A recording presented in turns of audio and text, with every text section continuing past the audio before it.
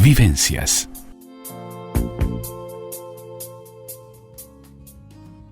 Abiertamente. La columna de la psicóloga Gabriela Cuadro en Vivencias.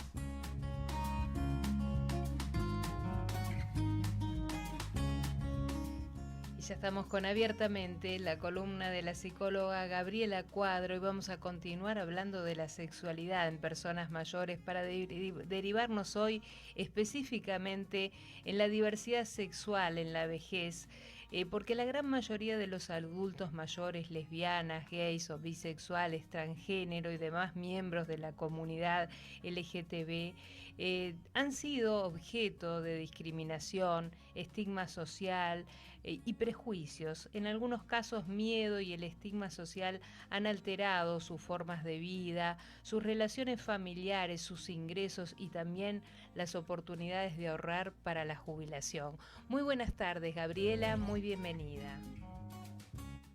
Muy buenas tardes, un gusto estar nuevamente con ustedes. Un gusto para continuar este tema que comenzamos la columna pasada, que tiene que ver con la sexualidad en las personas mayores, para hoy derivarnos, continuar hablando en este tema, pero específicamente hablar sobre la diversidad sexual en la vejez.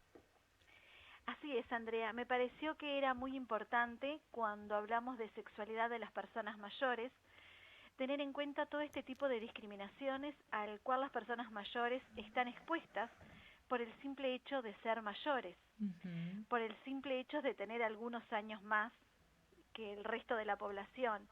Pero me parecía que es muy importante en este espacio que tenemos, en el cual tratamos de pensar, abrir la cabeza, también traer esto. Claro. No es suficiente con ser una persona mayor como ser una persona mayor no heterosexual.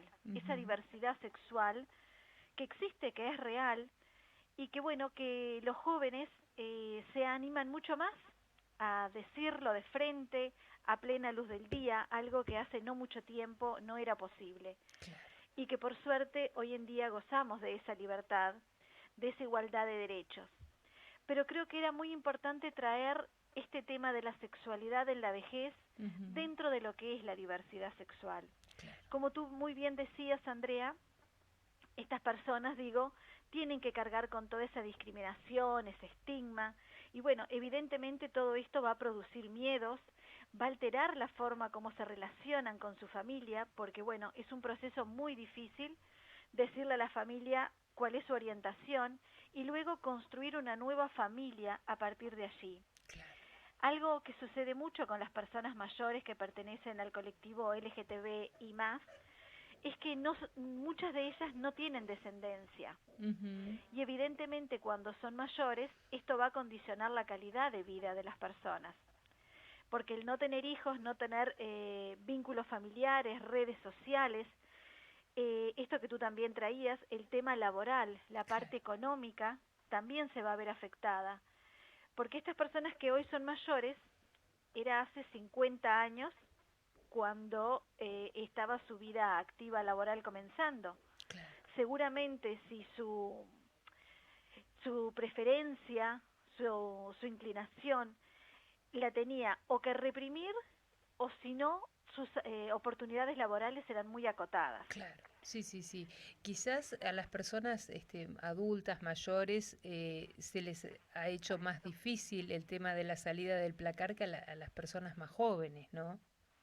Sin dudas que sí, y como decíamos, fue más difícil, y hay algunas que recién ahora en este momento, luego después de 60, 70 años de vida, comienzan a decir realmente cuál es su identidad, cómo se sienten cómodas, y comienzan a construir su ser persona sexual en esta etapa de la vida, lo cual es muy difícil, el ser aceptado.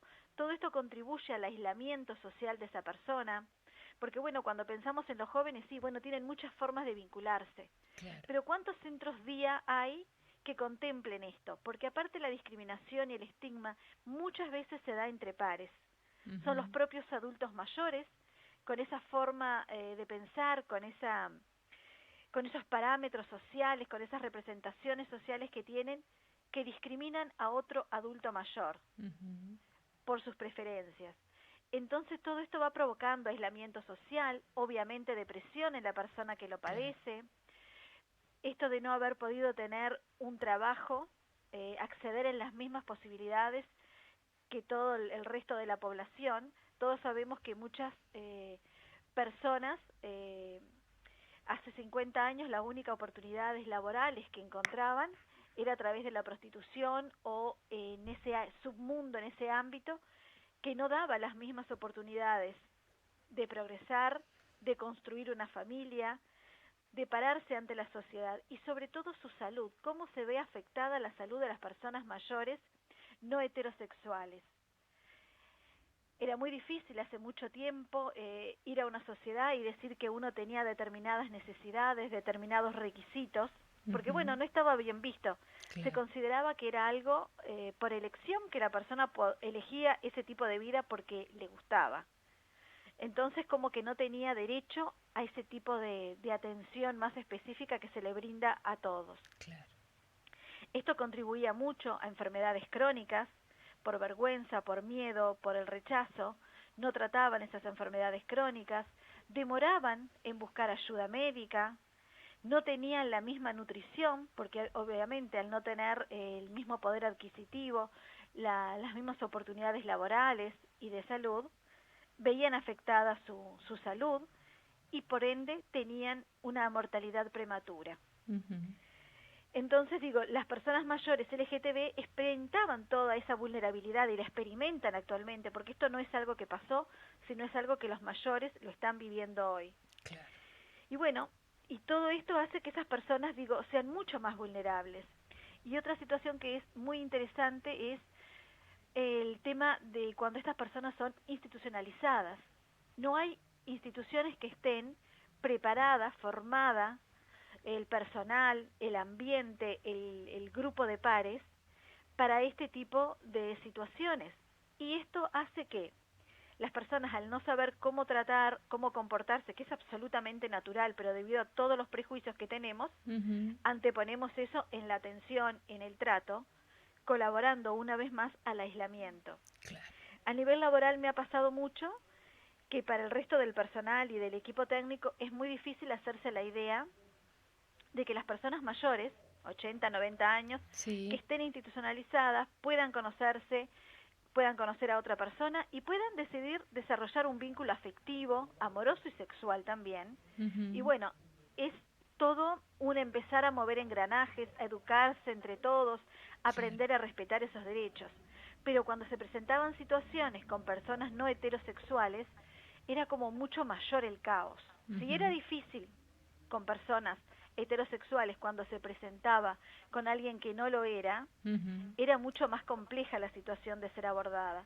Y me parece que es muy importante visibilizar estas situaciones, hablar, existen, están aquí y debemos abordarlas profesionalmente, humanamente y en clave de derechos. Claro. Son personas y no podemos perder de vista que bueno, que tienen esos derechos y que debemos todos salvaguardarlos. Y respetarlos. Tengo algunos mensajes, Gabriela, que me gustaría compartir contigo.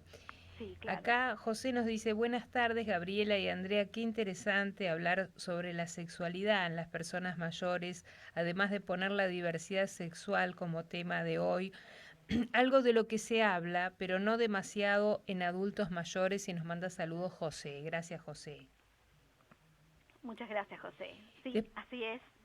Y sentía que teníamos ese debe en el programa pasado, y desde la práctica laboral y desde el activismo, digo, me he dado cuenta que también debemos visualizarlo. Claro. Existe la sexualidad de los mayores y existe diversidad sexual en la vejez y existe el derecho al disfrute. Acá tenemos otra pregunta de un oyente que dice, buenas tardes, me gustaría saber si la orientación sexual es viable que se cambie cuando se llega a adulto mayor o es parte de un cambio que llega cuando se es más joven. Interesantísima esa pregunta, sumamente interesante. Creo que como seres humanos siempre estamos creciendo, estamos cambiando. Y bueno, ese cambiar tal vez realmente no es un cambiar, sino que es un atreverse al ir pasando los años, al ir afianzando nuestra personalidad, al ir siendo más sensibles y aceptándonos y permitiéndonos ser, que empieza esa necesidad de expresarnos tales como somos.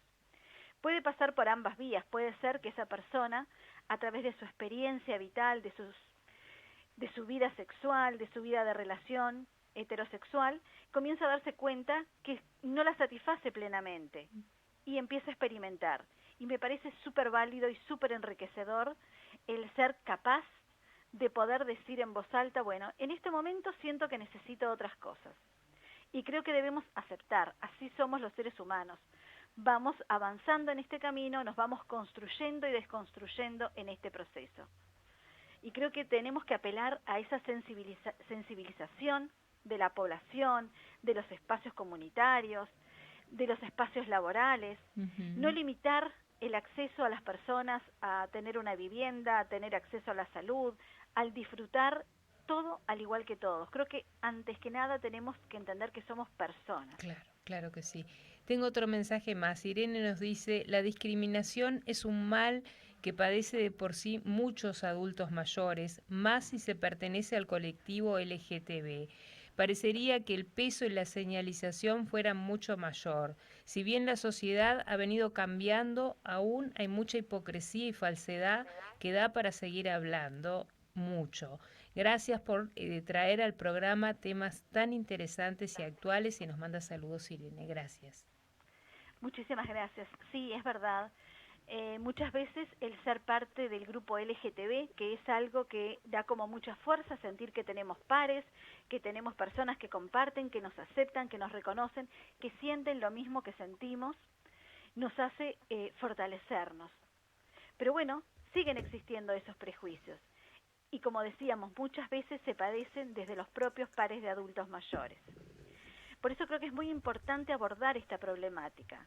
Y es necesario, primero que nada, reconocer, las personas adultas mayores siguen teniendo deseos, siguen teniendo necesidades afectivas, siguen teniendo erótica, siguen teniendo deseo sexual.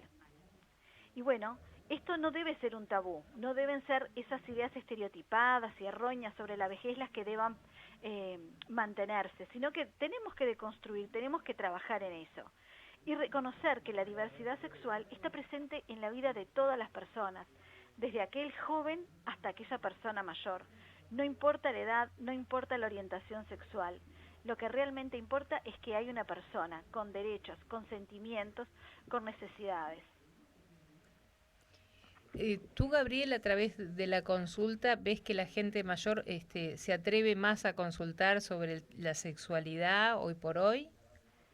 Hoy por hoy realmente los jóvenes han hecho un trabajo maravilloso, hablando, diciéndolo públicamente a la luz del día, y esto realmente ha sido de una fuerza para que muchas personas comiencen a decir y comiencen a traer todo eso. Me pasó esto cuando era joven, me pasó esto con mi familia, este rechazo, debí casarme, debí tener hijos, debí estar solo, me debí alejar, mi familia no me aceptó, pasé por determinadas situaciones y traumas. Y muchas recién en este momento, después de haber hecho toda una vida, una carrera profesional, una vida familiar, comienzan a decir cómo realmente se sienten. Comienzan a sentir que los jóvenes les han dado voz de alguna manera. Eso se ha logrado, pero aún así la diversidad sexual en la vejez se encuentra muy postergada, se encuentra muy invisibilizada, por decir. Nadie quiere pensar que los viejos pueden tener deseo sexual, todo se lo asocia como algo feo, como algo con malas intenciones. Y creo que, bueno, poco a poco, hablando de esto en la radio, en los diferentes medios de comunicación, vamos desmitificando, vamos dándole claridad a esto. Existe, es necesario y a todos nos pasa. Claro. Está muy bien, Gabriela, y muy bien también evacuar todas las dudas que van llegando a nivel de la audiencia, porque creo que es parte también de la alimentación de tu columna, el poder ir evacuando dudas, ir contestando todas esas inquietudes por parte de la audiencia. Sin duda que es un placer tener esta retroalimentación, porque hablar de un tema, si del otro lado no hay alguien que diga, a mí me pasa esto, nos permite a todos aprender los unos de los otros y crecer en este aprendizaje. Este es un espacio sumamente abierto y son bienvenidos todas las consultas, compartir las experiencias. Creo que de esta manera es que vamos haciendo este cambio en el mundo, poniendo un pequeño granito de arena. Muy bien. No sé si te queda algo por decir, si no, vamos cerrando por aquí, Gabriela. Vamos cerrando por aquí, dejando, esto. Vamos abriendo nuestra cabeza, vamos visibilizando, aceptando y siendo sensibles con el otro, en todas sus facetas. Perfecto. Un placer, como todos los miércoles. Nos reencontramos el próximo miércoles. Muchísimas gracias, Gabriela. Muchísimas gracias, un gusto como siempre. Los invito a hacer una breve pausa. Van a quedar abiertas nuestras líneas de comunicación y luego de la pausa continuamos por Vivencias en Radio. Vivencias.